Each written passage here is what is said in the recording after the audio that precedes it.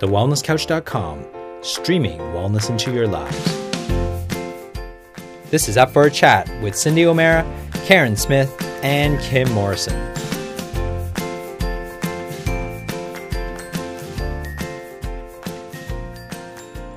Here we are, up for a chat about the hottest topics that are important to you, inspiring you to awaken the change within. I'm Karen Smith. I'm Kim Morrison. And I'm Cindy O'Mara. And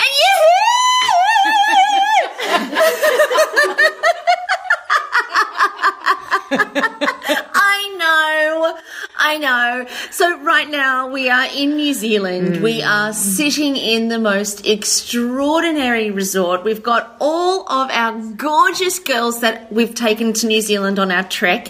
And we are sitting in front of GI Polly, which she has been affectionately nicknamed because she's an absolute machine. And Polly's been our guide on this incredible trek that we've done through the mountains of New Zealand, the South Island. And I still don't know where I am, but I have to say, I've never seen scenery like this. I've never experienced nature like I'm experiencing nature. I had no idea this body was capable of what it's doing. And I think one of the most exciting things about this whole experience, well, there's two things really, is that we get to share it with our gorgeous team that have joined us on the trek. So give us a big shout out, everybody.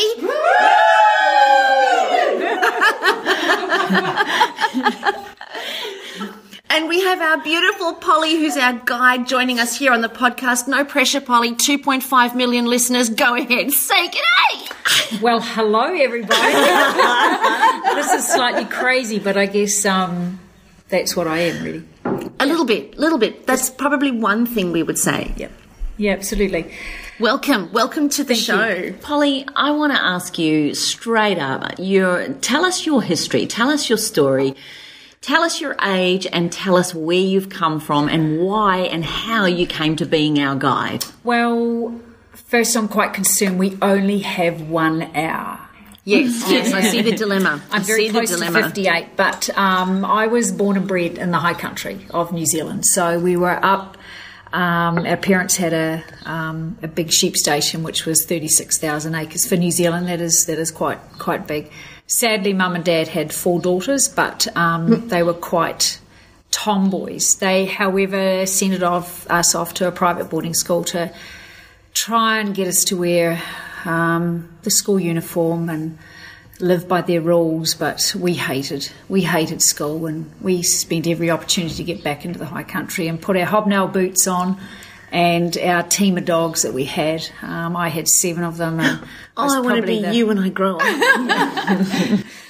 So yeah, I went to a private boarding school, which was really, really cool. I went there for the sport, not really the academic, because I am slightly dyslexic, which is we never, we just carry on, work it all out and go for it really. So, living in the high country as a child, you learn to be tough little buggers. And that's what one of the crazy things we did was we had a lot of snow, and so Mum said, would you go down to the neighbours and get some milk? So we had the old jerry cans that people use as letterboxes now, and I had this 9-hand pony called Tim Willie. He was a right little shit once he hit water, because he used to drop his shoulder and dump me every time. Didn't matter, we put the gig on this little pony. He was 9 hands, and the first thing Mum said was, don't you go too fast with that little pony, he's got little legs. And of course, Mum and Dad, knowing what their daughters were like, we looked after the sweet pony. So when we got to the first river crossing, we took the gig off the pony. We pulled the pony across the creek, but then us 3 sisters grabbed hold of the gig, and we pulled and we pulled and we pulled it across the creek, and then put the pony back on the gig and trot down the thing. And these are one of the things we did. And of course, Mum still laughs at the story to this day. It used to snow a lot in the winter, so we used to put a rope on the tractor and ski in behind the tractor. Just crazy stuff. This was our upbringing. So that's my childhood, really. So I have a question about the 9-hand pony. The 9-hand pony, yes. He's not so very 9-hand, for people who don't know horses, that's tiny. Very tiny, because we used to, when we got a little bit bigger, we used to hurdle over him. I was going to say, you would have stepped on him. Just about stepped on him, yeah. He was very naughty. Yeah. But why did you take him off the gig? Why did Because Mum said, don't be too hard on Tim Willie. So we thought... See, I would have left him on and let him walk across the most water. people would have, but Mum said, don't be too hard. We thought, we can't be too hard on Tim Willie. We're going to take him off. Oh, my goodness. What's a gig? It's a cart. A cart. So, yeah. It's just a cart behind the horse, and that would have had the milk on it. Yeah. And ponies are used to going across river crossings normally. I know Nine Hand isn't very big, but if it was a creek crossing, not too high, he would have been fine. Yeah, absolutely. He would have been as good as gold. He would have been fine. Yeah. But sorry. So Polly, there was you and 3 sisters. 3 sisters. Yep. Any brothers? No brothers. So it was pretty sad for Mum and Dad. They had this big sheep station, but most of the Rangitata Gorge were, there was only 5 at our primary school, which is in the middle of the South Island, right? Yes, it is. It's if you've heard, everyone's heard of Mount Hutt Ski Field, hopefully. Nod your head, yeah, nod your head. Okay, right. Yes, so ours was opposite, over the river. So we, that was our life as children and pretty cool. But we went off to this private boarding school. My sister, older than me, used to cart all the wool out on the truck, which is a real windy road. Getting our licence was always interesting. Once I left school, I went down to Marama and I was mustering down there, and I thought, I'm off to the States as a pologram. I better get my licence, because you just drove illegally all the time, because that's what you did in the backcountry. So I invited the traffic cop up for lunch, cooked him a roast. Oh, you tart! Cooked him a roast. I made a Mississippi mud. And you flirted with him in order to get your licence? Oh, no. He was married. He was far too old for me. But anyway, so then it was raining. It was really, really bucketing down. And I said, look, I'm sorry, Sam, but we've got to go and shift the stock off the flats. And so I get in the Landy, which was Series 1. And to turn the windscreen wipers, you had to use your hand like this. It was really Oh! So he was in charge of the windscreen wipers while I was driving, and I went across the creek. And that's very manual. Yes. That's very manual. Yeah. Very manual. And I stalled the Land Rover in the creek, in the river, because it was in flood and it was coming up over the motor. Sam wanted to abandon ship, and I said, no, it's all right. I just wind it up, and and the old Landies take forever. And finally we got it going, and away we went. And he wrote out my licence. I didn't have to do a thing. Right there and then. I didn't even do the theory. He handed me the theory paper. He said, I've answered all the questions for you. So that was my licence. Oh dear. So you really are quite different in the middle of the country down the bottom of the South Island. Yeah. So tell us a little bit about into your teenage years. You didn't finish supposed school or whatever. What? I did. I just took a bit longer than others, okay? Okay. So what was finishing school then? 16. So that was normal back then. That's 16 years old. Yeah, not 16. Yes. It's 16. 16, yes. And then I finished school, and I decided I wanted to go mustering in the high country. So I had a team of dogs, and so I just drove around and mustered on different places around the South Island, and which was pretty cool, really. You just we were probably one of the original ones mustering. Woman. Let's talk about that. Yes. So first of all, mustering on a horse. Both. On foot. And horse with 7 dogs. Yep. And you would have had to cart those around to each of the stations. Yes. So first of all, there'll be people here that won't know what mustering probably is. Okay, so it's just, I think in Australia you call them gillaroos. Mm-hmm. Yeah. Yeah, so... we have international... With cattle? Yeah, so there'll be ranches and... Yes. Yeah. So we did that, but I also did a bit of dog trialling first, and which was where you, in competition, where you bring the sheep in and... foot rot flats. Yeah, a little bit. So then when I left Marama, I went over to the States as a polo groom. A polo groom. So I groom for polo teams over in you groomed the America. horses for... Okay, you're Yep. right. So I was started out off in Santa Barbara, which was too busy for me. It was... It would have been crowded. Couldn't handle it. Can you imagine that? Santa Barbara. From the centre of all New the Zealand, places. South Island to Santa Barbara. Yeah. So then What a shock. Beanie, good friend in Gisborne, Beanie Larry, she got me a job up in Jackson Hole, Wyoming. Well, I was just in seventh heaven. I bet. It was great. So I love Jackson Hole. yeah, so they used to call me Kiwi. So they made me a belt with engraved Kiwi on the back, and so I was in charge. I think we had about 20 polo ponies I was in charge of. So that was pretty cool. So then I left because my visa was going to run out, and so then I ended up in Marlborough as a mustering up there. A really, really cool guy, Graham Black, and Bev. Now Bev Black's parents owned Erewhon Station, which is backwards is nowhere. Some famous books written on it, and so it was sort of like a bit of, Graham Black worked for my father, and now I'm working for Graham and Bev Black, and Mum and Bev Black were good friends. So it's just sort of the wheel had turned. You went full circle. We did. So I was up in Marlborough, and everybody said, "Oh, it's very different. It's very hot," and it was. It was really, really hot up there. But I still enjoyed it. And then Graham Black said to me, "When you're 50 years old, you can't be mustering out of helicopters.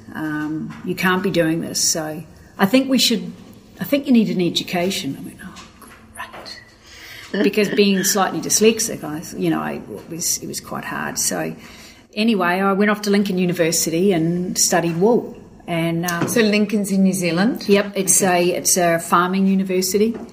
So I went down there and did a diploma in wool, and I came out with straight A's, and I went, "No, this is so wrong." So I picked up all my papers, went back to the professors, and I said, "You've got my papers wrong. I'm only ever used to an F for a fail. So where did this A come from?" If you felt sorry for me, but what it was is that I did something I really wanted to do. And you wool classed? Yeah. So what's wool classing? Wool classing is when you go into a shearing shed and the shearers shear. It was merino wool that I really enjoyed.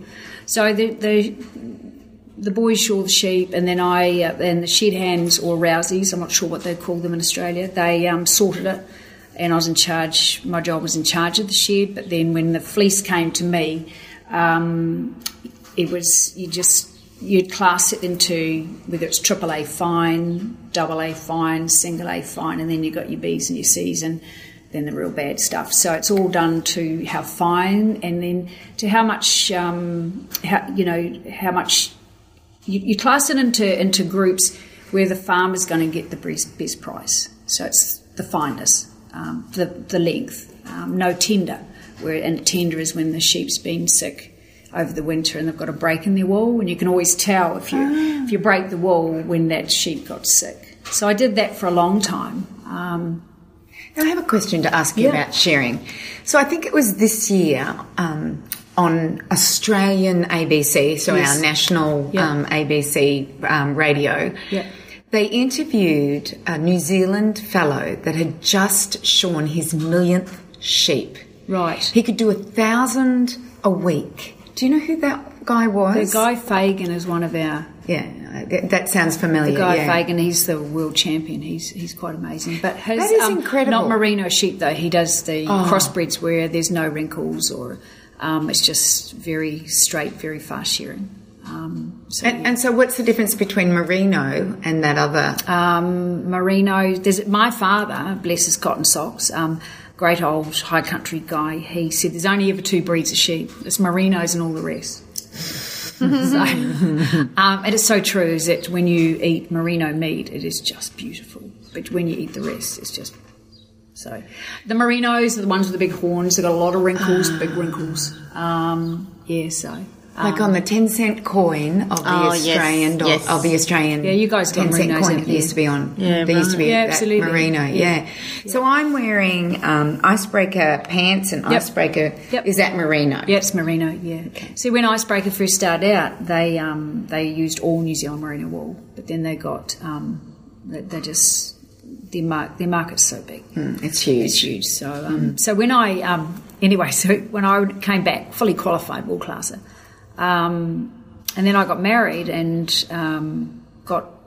my children have got a huge gap in them, and I was my oldest one, she's 34, 35, so I've got 2 wee grandchildren, but then I was heading away, I was road cycling, played a lot of golf, and then I road cycled and got into a New Zealand trial, but kept getting crook and found out I was pregnant. I thought, oh, bugger me. So anyway,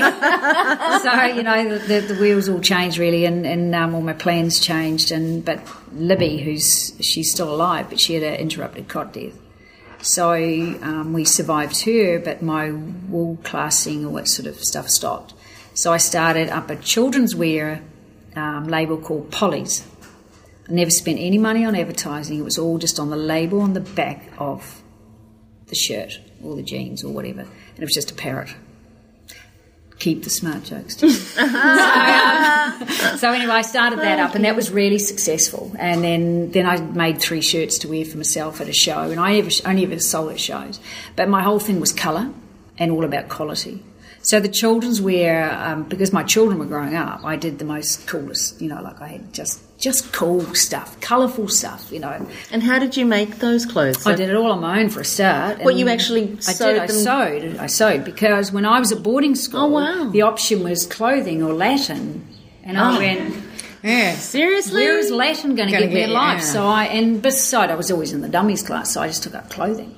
Really, it should have been the other way around. Anybody got 100% Latin, I was like, really? But yeah, so I took up clothing. So I started sewing the range all myself. And then I went to Christchurch Show with my children's wear, and the Christchurch Show is like the Melbourne Show or Sydney, but it's big for New Zealand, and 3-day show, and I took all my children's wear down there, and I got sold out in 2 days. But I made 3 shirts for myself to wear over the 3 days, and I got 85 shirt orders off my back. I wasn't even making shirts. So, and then got on the booze that night in town, and the Intercontinental asked me to come and see them, and I had an order of cotton rugby jerseys of 1,500. So I calculated, I thought, I can't do that. So then I found a factory, and they did it. I was appalled finding all my rugby jerseys on the ground. They said, oh, no, it's okay. They blow them and they clean them. I go, really? Look at them, they're all in a heap. I looked after my gear better than that, but, and then that's how everything started snowballing, and then I went up and did a Alizé flower show, and then my children grew up, so the children's wear stopped, and so I did that for 26 years. That's amazing.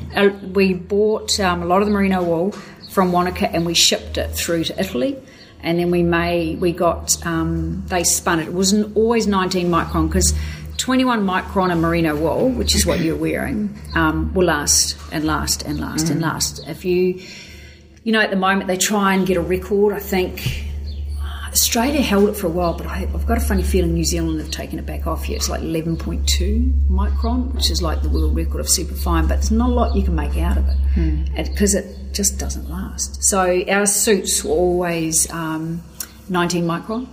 So, and how that all came about was I went up to the America's Cup when New Zealand won the Cup the first time, and I went... Oh, was that the 80s, wasn't it? No, it was in the 90s. 90s. So I went up Australia there. won it in the 80s. Yeah, they did, Fremantle. Yep. And Kim's saying, who cares?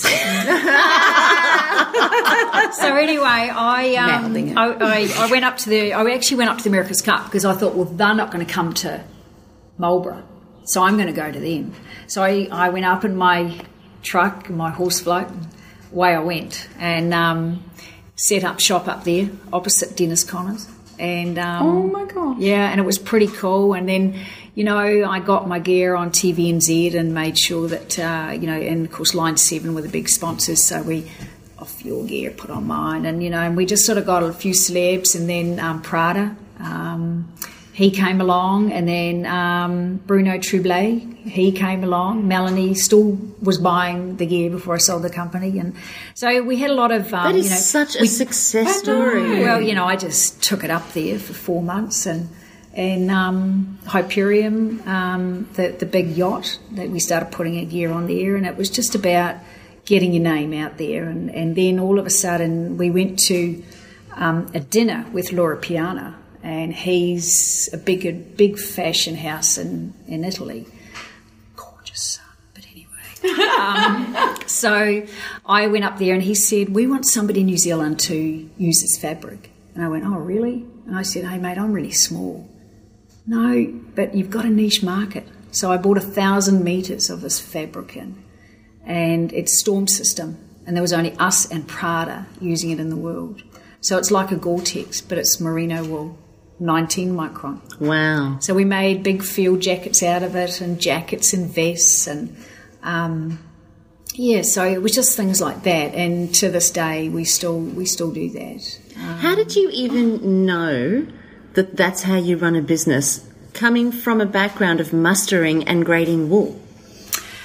How did you know how to run a business? How did you know how to market yourself and promote yourself? My marketing was always done by the label on your back, So you go, and the other label was Hawkesbury Road, because I lived on Hawkesbury Road and I'm Polly.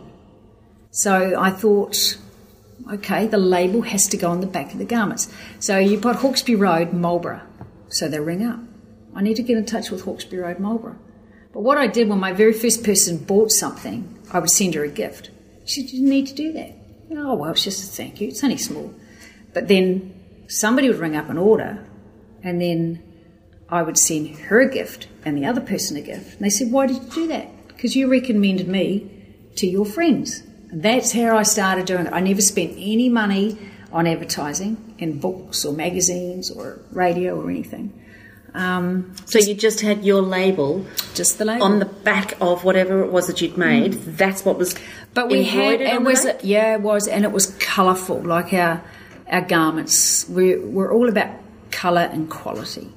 That was what the whole thing was all about. So if somebody Googles Polly as a label, a clothing label, Hawkesbury or Hawkesbury Road as a clothing label, they'll still find you. They will still find Hawkesbury, not me, but they'll find you've sold it.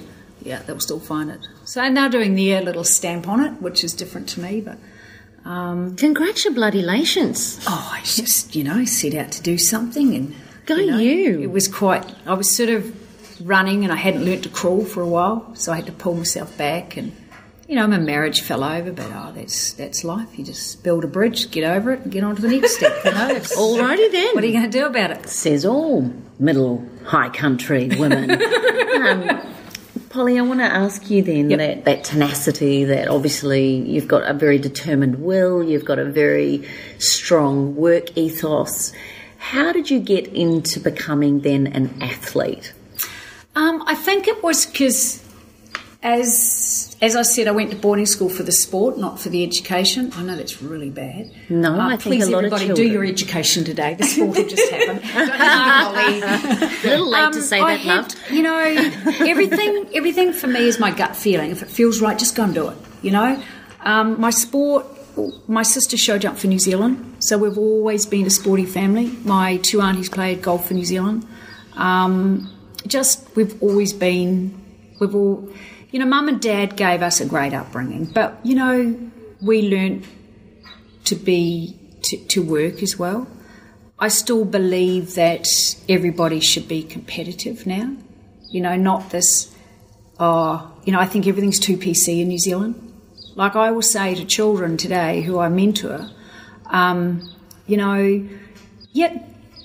climb the tree. However, this is what can go wrong if you climb this tree. You could fall down, you could break your neck, but I want you to work that out yourself, not just, don't go near that tree, it's going to hurt you, because it's just the way the world's gone, and that's why the children are quite different today. I would like to see them always out in an adventure somewhere. I mean, look at the wood pigeons we saw today. Look at the tuis, this is what life's all about. Sporting-wise, I think I have always been sporty, but since my marriage fell over, and especially after I sold the company, it has really taken off. When I used to have 3 months of the year at home. The rest was travelling around New Zealand in my truck and horse float. It was 4-wheel drive. Range Rover, of course, with a double horse float, and all the gear was in there. But I always made sure that it worked around my lifestyle, like, well, I'm going to be at Tongariro, so I might go and run the Tongariro crossing today. Okay, who wants to run it? Me. Let's go. Oh, I might go skiing here today. And by the way, the Tongariro crossing is 22 kilometres, and it's up a steep hill and with lots of steps, and then down a screel slope, and then it's not too bad. Once you're at the top, it's just all it's all downhill, but you've got to get to the top first. Yeah, and it's a desert. Well, it's a volcano. It is really, and it could erupt at any time. So I've been told. So well, it could do, but hey, if you're in that time, what an adventure you're going to have! I know. At least you can say, "Whoa, I was on there when it blasted me in the air." Doesn't matter. We're going to take Karen. Guys, Kim and I have done it, but you're next. What? Tongariro crossing. I'll take you up there. There you go. We'll do a diversion. We'll go up Ngahurori as well. Oh, anyway. no. All right. Anyway, no, so, yeah, look, that I always made sure that I was doing something, whether it's paddling down a river or something. You know, that's my truck always had a kayak, mountain bike, road bike, 4 pairs of running shoes in the bag, road cycling shoes, mountain bike shoes. There was always something on it. It never went anywhere bare. And that was just the way my life was. But now I've really got, I've been over and I've climbed Kilimanjaro, which was pretty cool. I've done Tour de France twice and ran in the French Alps and tried to do Mount Blanc, but ended up with a lung issue. But that's all right, I'll go back and have another crack. But this year I was meant to do Aconcagua in the Andes, which is ice axes and crampons, but I got a free entry to the Cpilly mountain run, which is the running. At the moment I'm qualifying for Mount Blanc in France. So is that around Mont Blanc or up? It's all over. Yeah, it's all over. Not up the Mount Blanc itself, but it is. Yeah, you go Italy, Italy, Switzerland, France, Italy. Yeah, what is it? Courmayeur, Chamonix. Yeah, so it's all different. But yeah, so I got my 100 miler next year, which is all pretty cool, and yeah, I've got a pretty good life, really. So, Polly, just to explain to our listeners how freaking tough you are. G.I. And her nickname with the whole crew here is G.I. Jane. Polly G.I. Jane. Tell us the story about how you just don't seem to feel pain. And you don't seem to acknowledge things like 7 broken ribs and pelvis broken in 3 places, and skin coming off feet, ankles. Tell us the story of. Well, tell us all your injuries. That would be an interesting place to start. Well, hang on. We've got a half an hour left, Polly. Okay. So is that enough time? Yeah, I'm not sure. Actually. But anyway, we'll start. Just one of the stories that I remember, though, is that one of you strapping your ankles. Well, that one didn't really hurt. Well, of course it didn't hurt you, but we all cringed listening. Well, what I'll do is, I'll tell you what I'll do. I'll tell you the broken pelvis one. I finish off with the ankle one. Okay, good. So the broken pelvis one, I was... Let's go straight to the crescendo. I was training for Ironman, and because this to me is where everybody can get in the hurt box, and I know for you still literally... She's looking at Karen. Karen, I mean, yeah, I just think... Oh my God, I'm pathetic to compare with what happened to you. You're amazing. You're a god. But, I was training for Ironman and I had this new Cpilly. Oh man, it was such a nice bike. And I had these 4 young guys took off and I thought, well, look, I'm going to go for you. Of course, could be their grandmother, that's how young they were. So anyway, one hit the bridge and then I went, oh my God, this is going to hurt. I know this is going to hurt. But anyway, just fall gracefully pole and you should be okay. But what happened, somebody landed on top of me and it wasn't a good look. So you could see the fall coming? Absolutely. And you just said, let's do it gracefully. Yeah, let's do it gracefully because I'm in the shit big time. So anyway, what happened was I fell and this guy... Jamie fell on top of me and I literally felt like a dominoes effect. Bing, bing, bing, bing. And I went...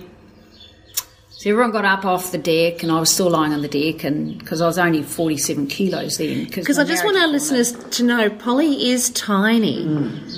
What do you weigh now? I'm 49, so I've put on weight. 49. Yeah, I'm wee fatty now, but anyway, dear. And she reckons she's 5'4". I say 5'2" tops. 5'4.5". Don't look. I just don't.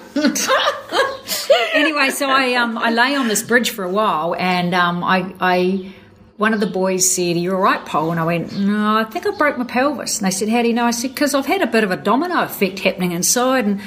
And it wasn't gas, so there's something really major going wrong. So I said, give me a Panadol and a Nurofen and just leave me on the deck for a while. And when I say, lift me up, because we've still got a wee way to bike home.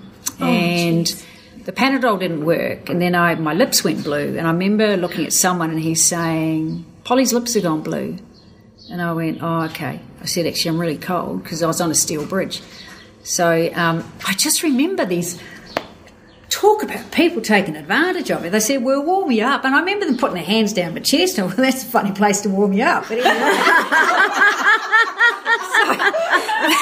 I always remember that, you know. What the hell? So anyway. And you didn't pass out? There's no... No, there wasn't. But when they lifted me up off the bridge, because there was a car getting irate at the other end, and he didn't realise that I'd broken my pelvis in 4 places, and plus my hip socket. So there was a nurse went back to get a rug, and they lifted me off the bridge, and they put me on the other side, and I said, look, mate, I've got a bit of an issue. He said, what's happened? I said, my legs, you've left them behind. I can't feel my legs. And that's when things turned to custard. So the ambulance arrived, and they took a couple of stops to get me home because I had hypothermia, and so that was life. But that took.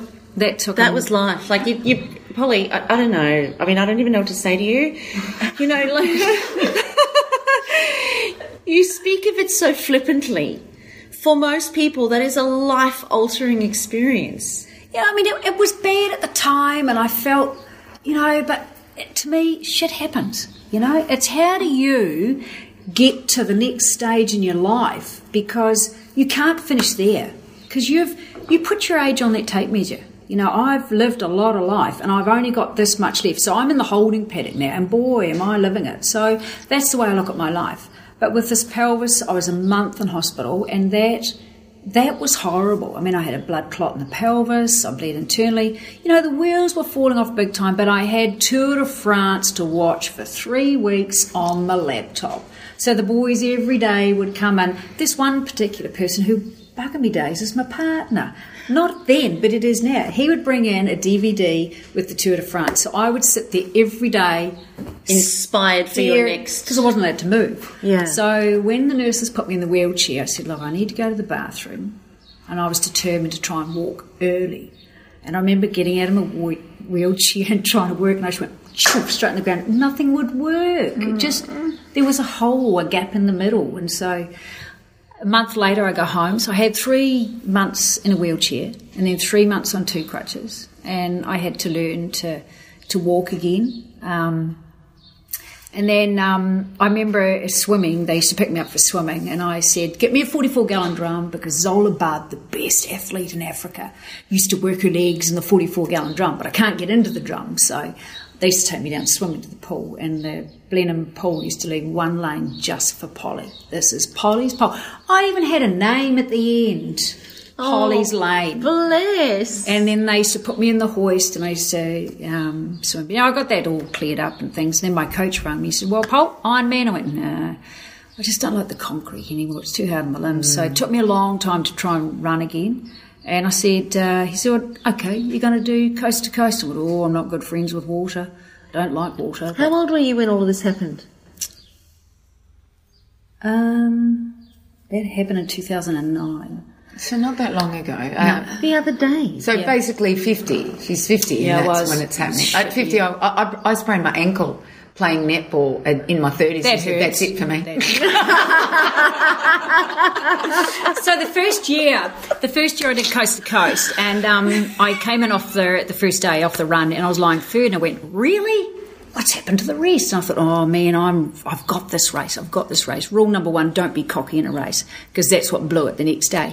So I get up in the morning, and So we're in coast to coast. We're coast to coast now at Klondike Corner, and the wind, the northwest arch, and I knew I'm in trouble. And how far is this? The first day is a 3.5k run, and it's a sprint. It's nasty. I didn't like that at all.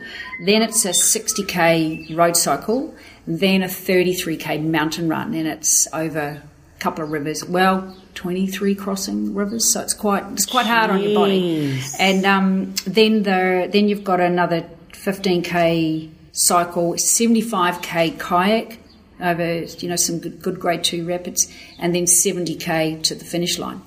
So That's I won't. insane. Well, it's coast to coast. Yeah, it's Remember, New coast. It's Zealand west coast is to east coast. About 300 k's. Yeah, it is. Over how many days? Just 2. Shut up. And So- you've got to... No, but the wheels fell off. So I get up in the morning and I couldn't keep anything down. There was no ginger nuts. Nothing would work. And my sister said, "You'll be okay.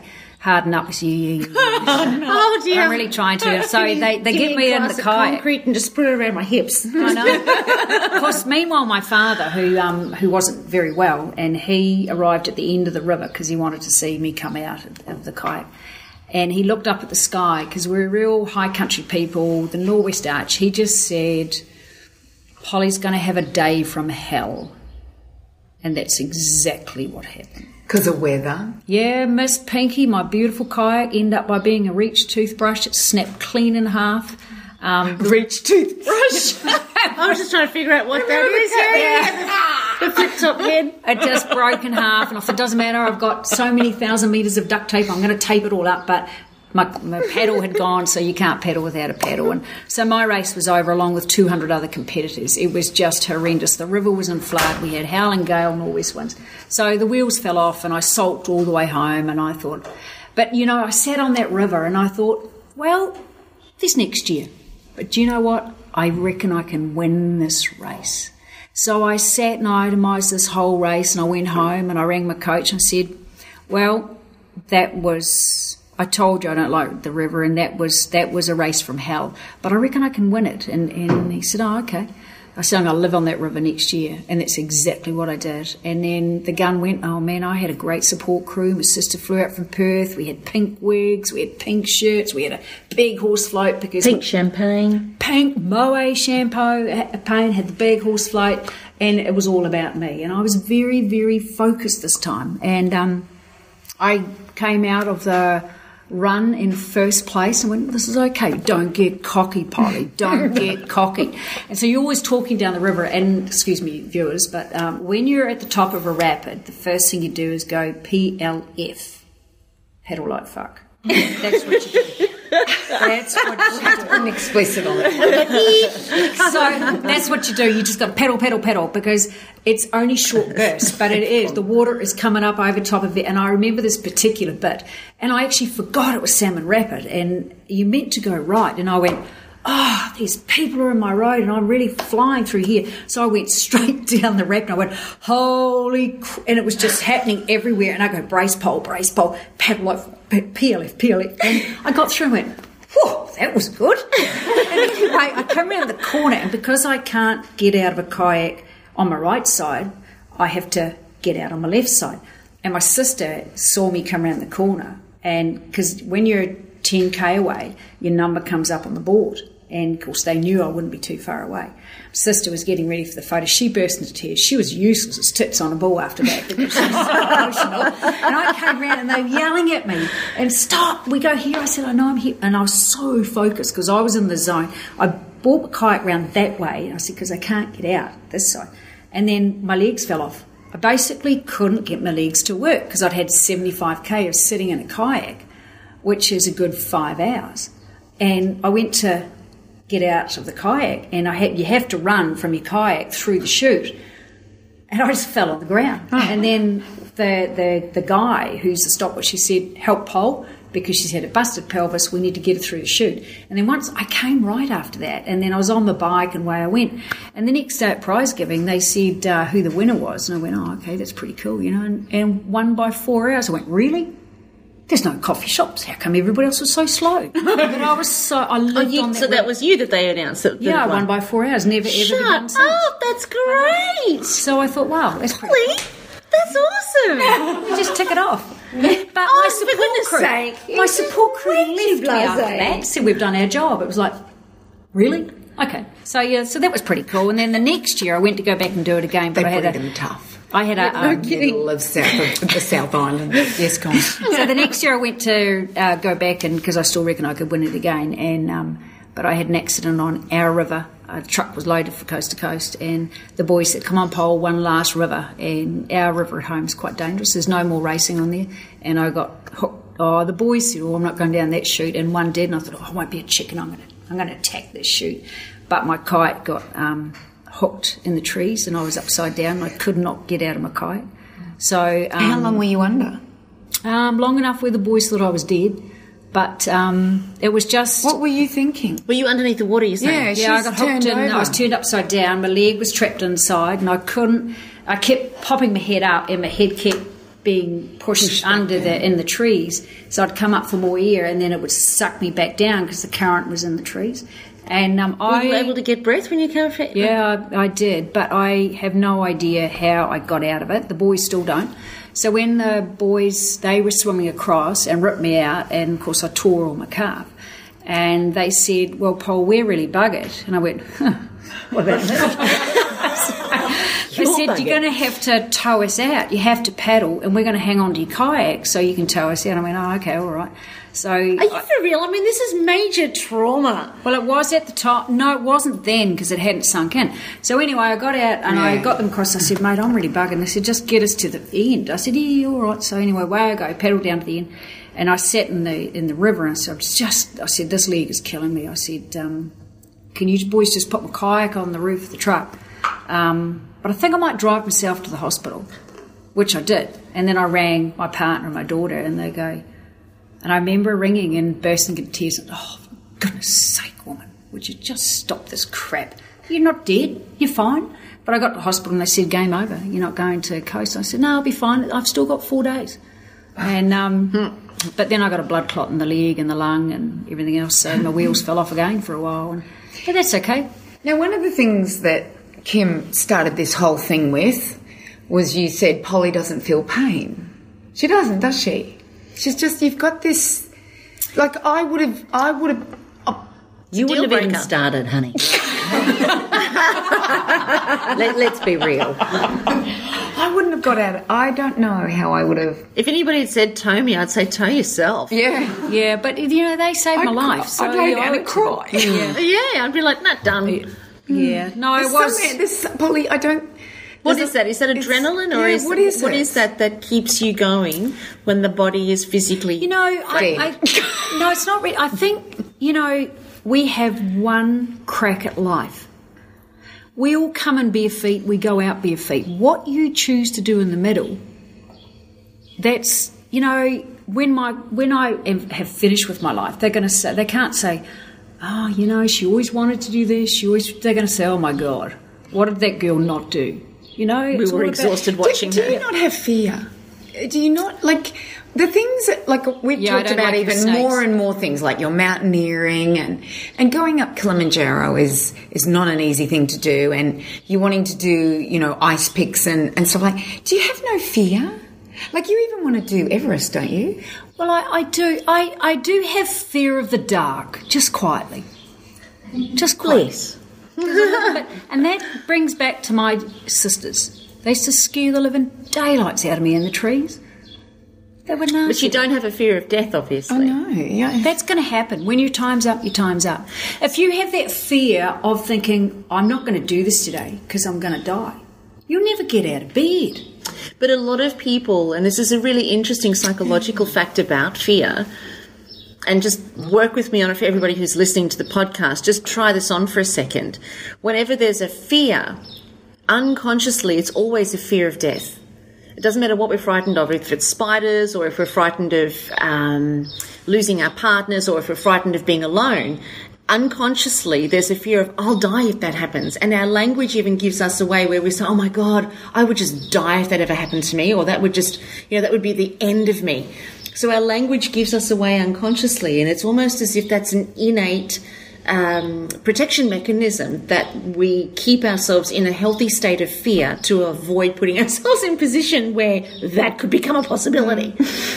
But it appears that you, and a lot of people talk about, you've got the day you're born and then you've got the day you pass away, and it's the dash in between that's where the juice is, that's where the life is. A lot of people talk about that, and a lot of people, a lot of people say what you say, but you seem to embody that in a way that is beyond most of our comprehension.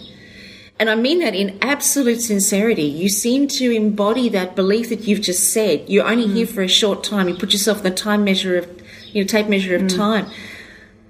Where did you get that philosophy? How did where the hell did that come from to be so real for you that it's not just something you use to inspire yourself in a tough moment? It's just life. I didn't get it from anywhere. This is just life in general. When your marriage falls over, a few wheels fall off, you break your pelvis, you break a few collarbones or whatever you've broken. And you're in a wheelchair, and you take yourself to bed and you're crying. And I remember that this is the last day tears are ever going to leave my eyes, because there's no one here to listen to me except a cat. So at the end of the day, get over it. It's just this is when you got to decide: is that, do you actually go up halfway up the hill, come back down, or you just keep carrying on? Yeah, right. So that was like a catalyst for you? Yeah, it probably was. It probably was. It's a lot of women tend to think they have to, sort of, the men are there and the women are here, if you understand that a little bit. So Polly's gesturing, the men are elevated, where the women are inferior, almost. Yeah, and like you always... Is that in physical or is that in society you're talking about? Probably society. I think that's traditional. Yeah, absolutely. And at the end of the day, I just say I got one crack at it and do a good job at pole, because you've only got yourself to blame if you don't. So Polly, when you guide people through the... I wouldn't even say mountains. No, I'd say track hills, guiding. Yep. Track guiding. But you don't call this mountains? This has not been mountains for you? No. Well, are you serious? Not Polly mountains. So, and one of us complains about, a sore calf, or I got a blister, or oh my God, this is so hard. What are you thinking? I don't think I want to know, because that's been me the whole way. No, it's not. It's what I'm thinking of is, okay, I've got a bad situation here. I need to fix it. I just put myself into their boots, and I work it out. It's like, okay, let's just come back a little bit. And so you don't sit there going, wussy girl's blouse, come on. No, not at all. Not at all. It's just like, how are we going to fix this situation to make it better? It's like my clients I train, it's I've got a few mental health ones I train and I motivate and that sort of stuff. And so, and ones, if you don't mind me saying, and ones that are on the verge of suicide. You work with people. Yeah, absolutely. Yeah. One was in intensive care last week. She's come right, which is great. But, it's you put yourself into the situation that they are in, and you go, you can't be too... what's the word? You've got to motivate. You've got to get them over that next hill. Can't be too disconnected from their reality, like absolutely. Their experience. Like I had one girl, she could only do a minute on the cross trainer, and it was like, are you for real? Really? A minute? That's only 60 seconds. Down the river we go for a wee walk, and I just motivate her. Like, what are your goals? Okay, cool. Well, let's just have a chat. Let's work this through. And she finished her first triathlon last year, and the smile on that girl, she got last, didn't matter, she got a big bouquet of flowers, no one else got it, so to me she won, so this is what I get a little bit upset when somebody end up hurting themselves, and because I think you're poor wee buggers, but my challenge is to get them out of it, and because life isn't that bad. It's pretty cool. You know what I really got just then? Get them over the hill. Yeah, because you were saying, it is about getting us over the hill. It is getting. Don't look at me like that. Kim Morrison is looking at me because we did a bike ride today, and she was trying to get me up a hill. It was really cute. I just put my Polly hat on, and I was teaching her thumb the gear, which means go lower, so that she could get up it more. And she was going for it, and she was doing so well. And then she goes, "Come, I'm going to vomit." I went, "Get off the bike, get off the bike." You were at your limit. I was at my limit. Your back teeth were underwater. Yeah, definitely. They were underwater, and I was gaping. And then I finally got off the bike, and I felt better. But I kept walking. I didn't stop. Throw the bike over the edge and go, I don't want to do this anymore.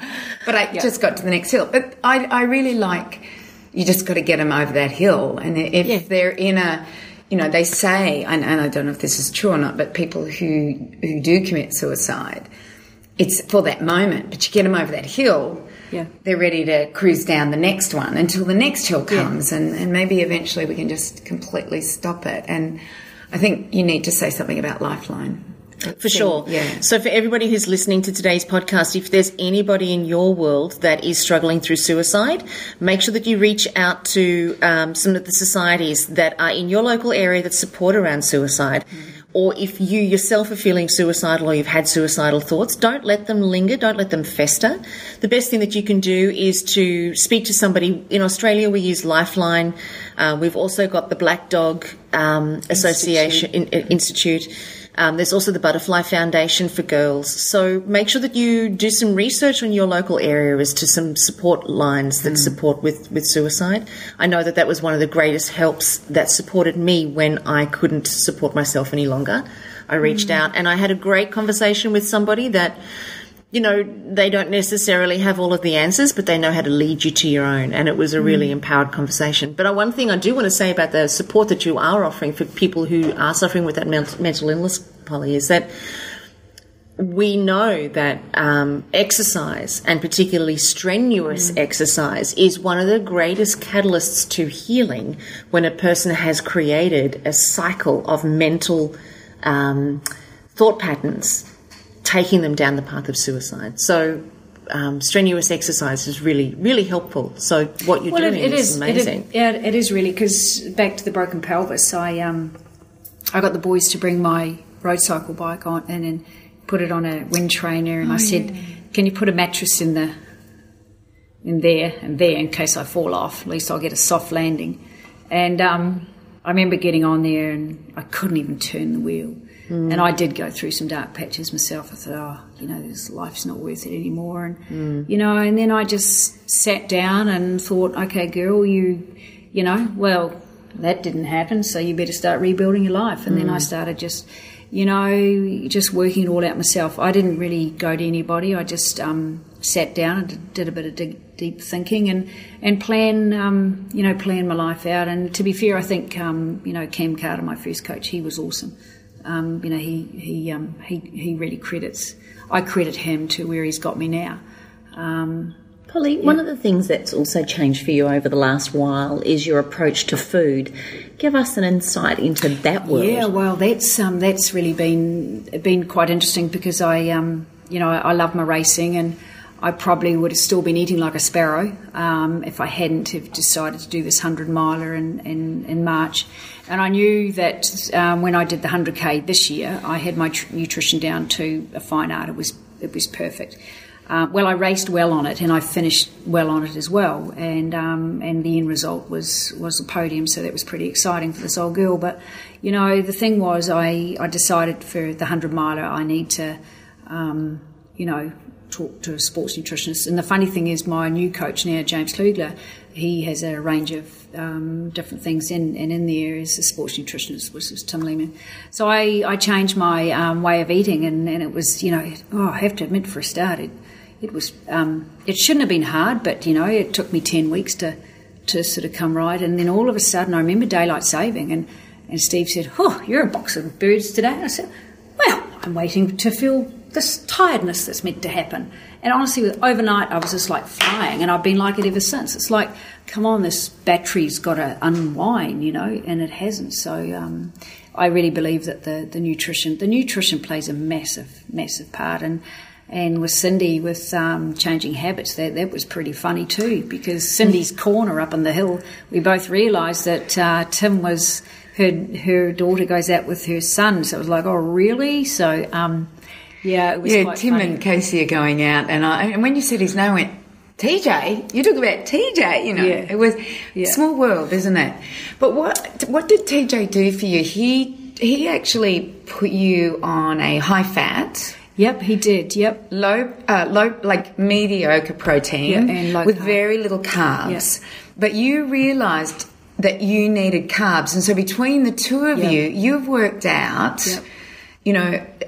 this wonderful balance where you're using not only your ketones, which is your alternative energy source, but when you need some sugar, you can quickly transfer and eat a glucose supplement, and then you go into your sugar mode. I just love what you it was have worked quite, out. I did a big race on Saturday, and I sadly was the oldest competitor. When I looked around, everybody went, "Oh, really? Okie dokies. This could be a very long day amongst these greyhound whippets." So, the gun went. But before that, I rang Tim and I said, "Look, I just don't think I can race on fat. It's just." It's too hard basket. So he said, go back to your goos and your Eames Power Cookies and do everything that you've been doing in every other race. And I did that and had my Raisies electrolytes, which is for cramp. And look, I had a great race. It was very, very technical, very, very muddy. Spent more time on my rump and more time on my side, and shoes sucked off, but it was quite a high climb, I mean, we climbed a lot of hills, so and again a good end result. And then I went to an engagement party that night and had maybe 3 or 4 glasses of red wine, and I was still flying, so that was pretty cool. And then drove 10 hours home, and then took these 10 hours home. Yes, and then Then took what? What did you do? The next day I had a tour party of 12 amazing ladies. Well, and that was us. I remember you saying you were stiff, but we had no idea why you were stiff. You said you'd done some race, but yeah. Well, my quads, boy, and you're all saying, "Oh, I'm getting slower as the day." No, I'm getting sore as the day's going on. I'm getting better as the day's going on, because I am losing the pain. Like when I pulled into Furno, my legs were swollen, my knees were like 100-year-old, and and I just thought, oh, this is not good. So slept with them up the roof and up the wall, and thought they'll be right by tomorrow. So, Polly, I want to ask you. I know we're coming to the end of our show, but I just want to say, as a fellow Kiwi, how proud I have felt you leading us through our countryside. Oh, you're awesome ladies. What would you say to our international listeners? How would you sell New Zealand? Oh, it's... Okay, do you want to start the podcast again? No, look, it's... New Zealand is pretty special. We don't have... When I'm doing runs with Australians, they go... Got any of those, what are they called? Leeches. We have leeches, miters. And we don't have any of that. So really we're very, very safe, and look, it's just beautiful, It's just beautiful. It's but I'm sure you've got some nice places too, and that sort of stuff. It's a shame we couldn't go kayaking today, because on a good day that is stunning, and I will show you all a picture of what this can be like. But today it would have been dreadful out there. You might have been on your side more than you were upright. So, hey, the bike ride was good. Oh, the bike ride was great. Still got a sore ass, so it doesn't matter. You would have got one in the kayak. I think New Zealand's pretty cool. Yeah, and I think the nice thing about it, what you're saying, is that nothing can burn you, bite you, sting you, kill you, eat you. Yeah. So therefore, all these guys kept looking. I think the biggest, freakiest thing we came across was about a 1-inch worm, very deadly. Not. But what would be your highlight of this group? What's been the biggest lesson and learning you've had from this group? The biggest lesson. I feel personally that I'm in this, it's like you're all in a circle and I'm in the middle, and you're all sort of like in a what do you call those resorts you go to feel healthier and cleaner? What are they called? Wellness retreat. Wow, that's what I feel like I'm in. In a wellness retreat. Yeah, although I'm the team leader here, but I'm in this hole with all you girls, and and I've been enjoying this green mixture that looks like bile that I'm drinking at the moment. No, I mean, look,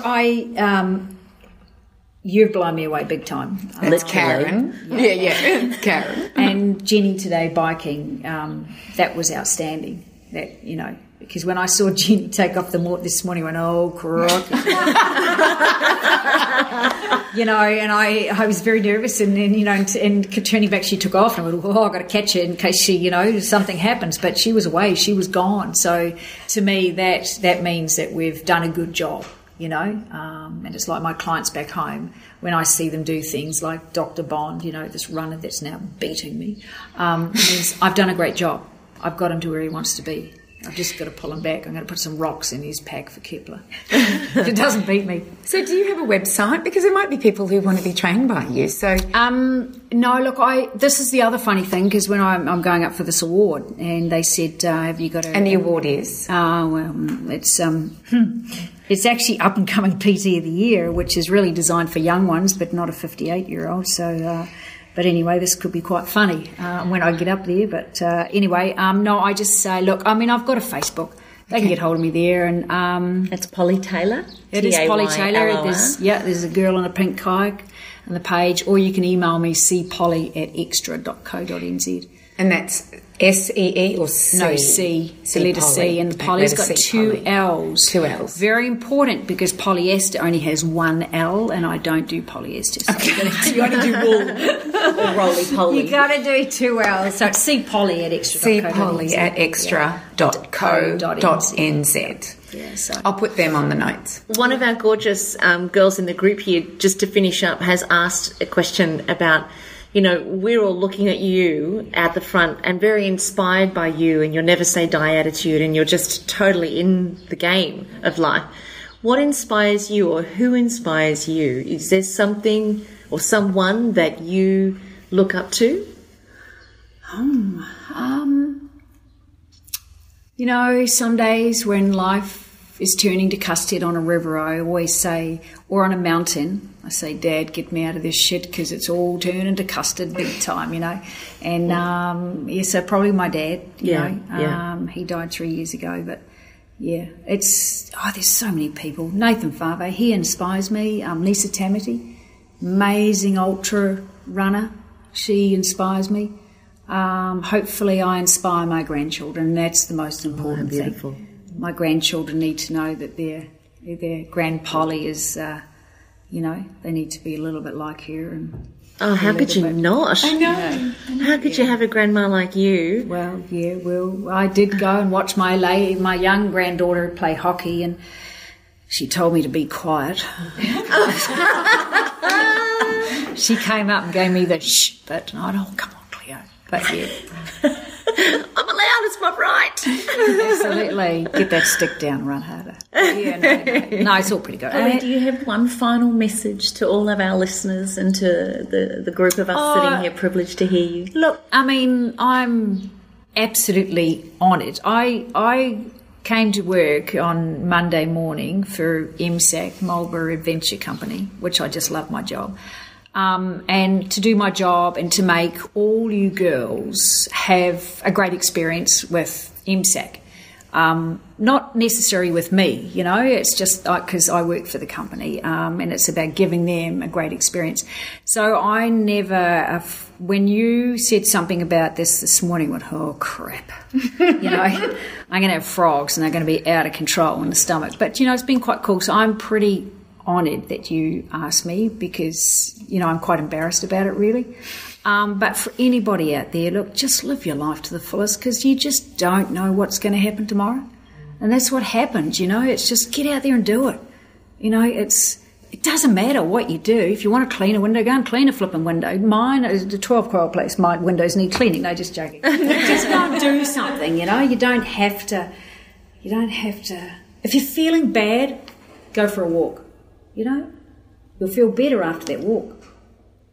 Go for another one tomorrow. I think the group, all of us, you know, we've done some long walks and through beautiful territory. Yeah. And I think that I could possibly speak for all of them in that they all feel better about who they are, their lives, the conversations that have happened, you know, being with you, Polly. And I think it is.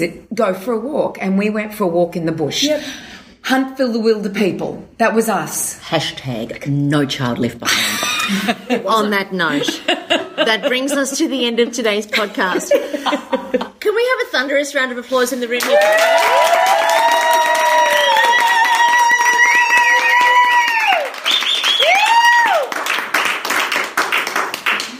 Thank you, you beautiful human being. No.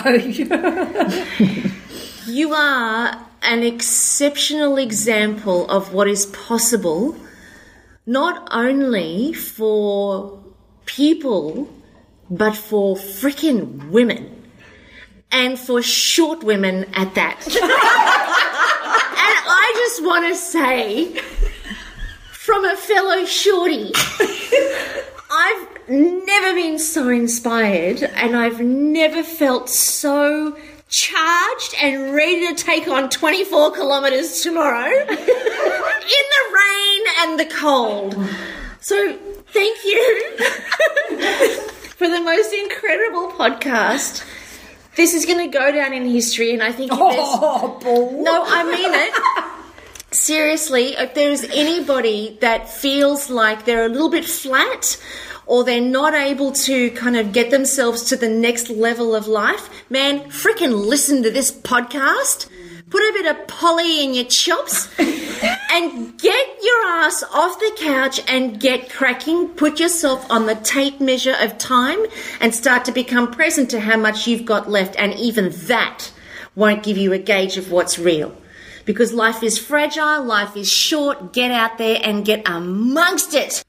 Polly, this has been amazing. We are so honoured, so blessed, and feel like we have really been in the presence of greatness with your podcast today. So thank you so much. And for all of our listeners, if you have loved today's podcast as much as we have, go to iTunes and give us a 5-star rating, or go to your Google Play and give us a 5-star rating there too. We've got 190 5-star ratings and our target is 360. And I say there's 2.5 million of you guys. So let's get cracking. We can do this by the end of the week. Come on, let's do it. So go to our Facebook page at allthews.facebook.com/up for a chat.